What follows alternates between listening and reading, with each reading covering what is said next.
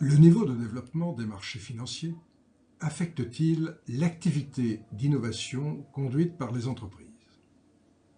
En clair, le fait de disposer de marchés d'actions développés est-il pour un pays un avantage car les entrepreneurs les plus innovants y trouvent les financements qu'ils recherchent? À l'opposé, les pays qui accordent une place prépondérante à des modes de financement plus conservateurs, comme le crédit bancaire, souffrent-ils d'un véritable handicap?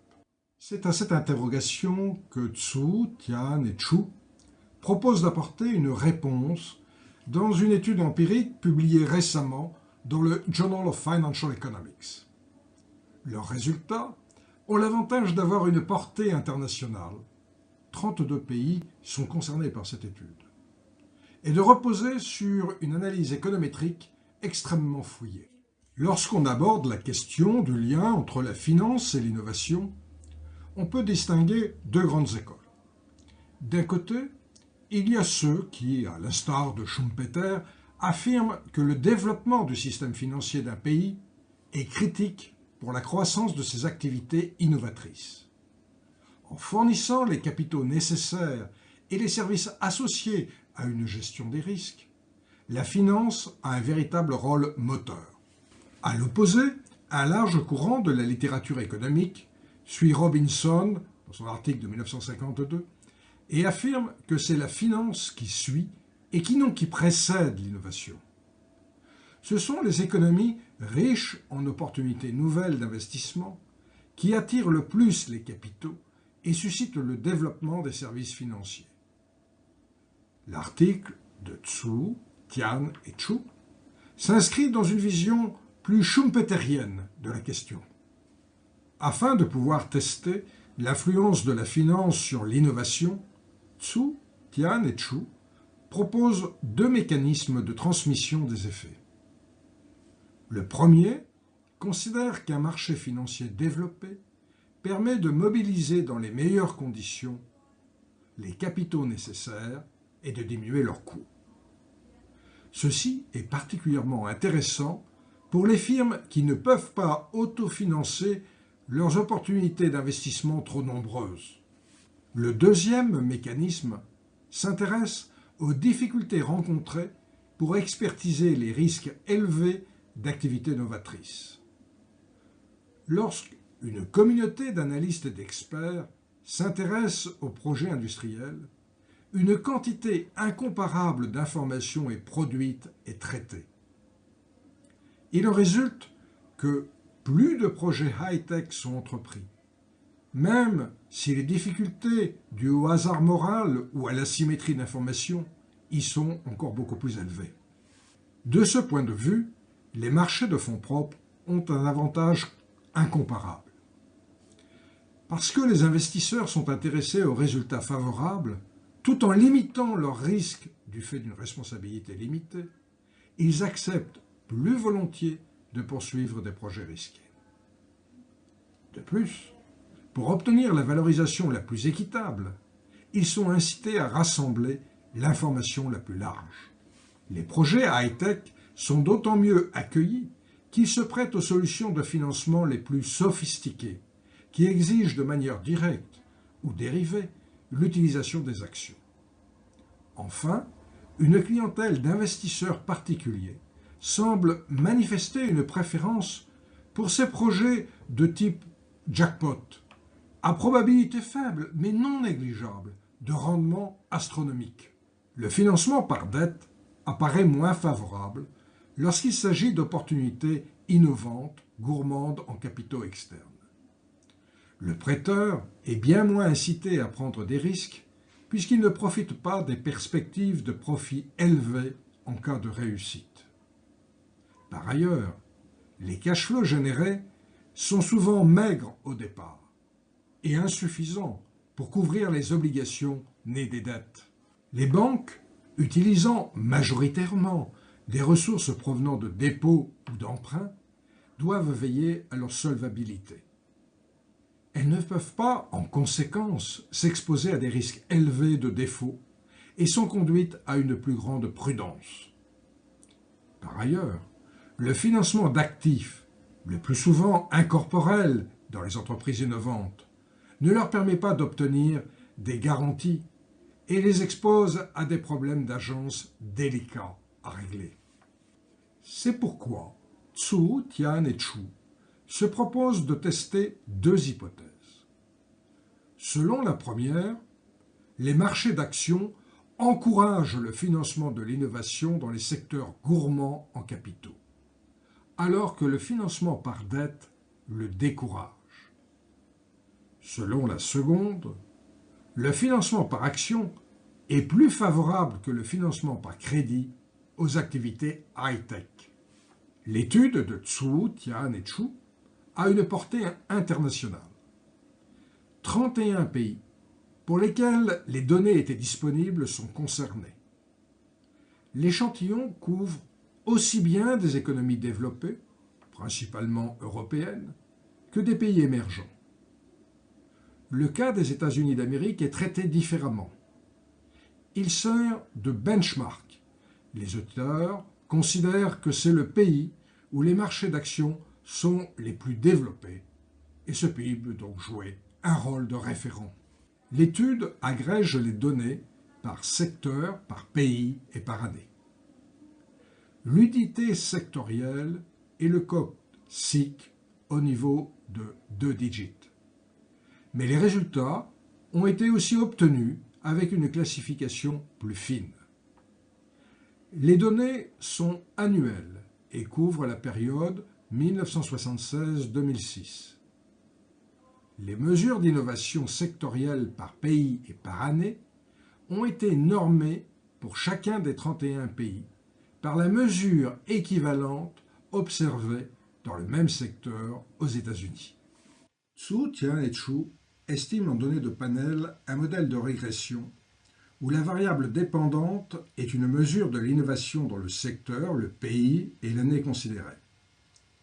Les deux variables explicatives principales sont le produit de l'importance dans le pays d'un mode de financement, action ou crédit, par une caractéristique du secteur.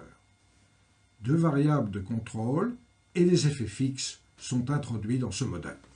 Les mesures de l'innovation ont été produites à partir de la base US Patent and Trademark Office, qui recense tous les dépôts de brevets aux États-Unis d'Amérique. Il s'agit du nombre de brevets demandés chaque année par des firmes non américaines sur le marché le plus important du monde. Vu le poids économique, on peut penser que les innovations les plus significatives y figurent. Cette base de l'USPTO contient une information riche sur chacun des brevets concernés. Il est possible de recenser le nombre de brevets cités dans chaque demande. On peut ainsi mesurer son impact à travers le nombre de citations. De plus, si un brevet emprunte des citations dans des technologies très variées, il peut être alors vu comme original. S'il est cité dans des domaines technologiques très différents, il peut être alors considéré d'application fort générale. Pour qualifier le type de financement dominant dans chaque pays, Zhu, Tian et Chu utilisent deux ratios. La somme des capitalisations boursières normées par le PNB du pays traduit l'importance des fonds propres mobilisés sur un marché d'actions. La somme des crédits bancaires, normée elle aussi par le PNB du pays, illustre l'importance du système bancaire dans le financement. Pour chaque entreprise et chaque année, Zhu, Tian et Chu estiment un ratio à partir des dépenses d'investissement et de recherche et développement, et des flux de trésorerie d'exploitation. Pour chaque année et chaque secteur, il dispose d'une mesure de dépendance à travers la médiane de ce pourcentage de dépenses non autofinancées. Ils retiennent finalement, pour caractériser le secteur, la médiane sur la période 1976-2006. Pour déterminer le caractère high-tech du secteur considéré, il calcule le pourcentage annuel de variation des dépenses de R&D. Sur la période 1976-2006, il conserve pour chaque entreprise la médiane de ce pourcentage. Enfin, pour qualifier le secteur, il recourt à la médiane de ces médianes par firme. Passons aux résultats. Les analyses de régression mettent en évidence un effet positif et significatif du développement des marchés d'actions dans les secteurs très dépendants en financement externe. À l'opposé, le financement par crédit bancaire a tendance à réduire l'innovation dans ces mêmes secteurs. Les effets sont significatifs au plan économique, entre plus 4% et moins 10% du nombre relatif de brevets. Il faut se rappeler que le nombre de brevets dans un pays est ici normé par le nombre équivalent dans le même secteur aux États-Unis d'Amérique. La moyenne de cette mesure est de l'ordre de 5%. Des variations de 4 ou de moins 10% sont donc hautement significatifs par rapport à cette moyenne. Les mêmes effets sont relevés au sein des secteurs considérés comme les plus high-tech. Lorsqu'on passe, par exemple, pour chaque mesure, du financement observé dans le premier quartile au financement observé dans le troisième quartile. Nous n'avons ici repris que les mesures de significativité des différents coefficients de régression utilisés. 3 étoiles signifient au seuil de 1% et 2 étoiles au seuil de 5%. Pour les autres mesures construites à partir des brevets, les coefficients sont tous significatifs. Dans cette étude n'apparaît qu'une seule exception. Quand l'intensité de l'innovation est mesurée par le montant des dépenses en recherche et développement, les liens précédents n'apparaissent plus.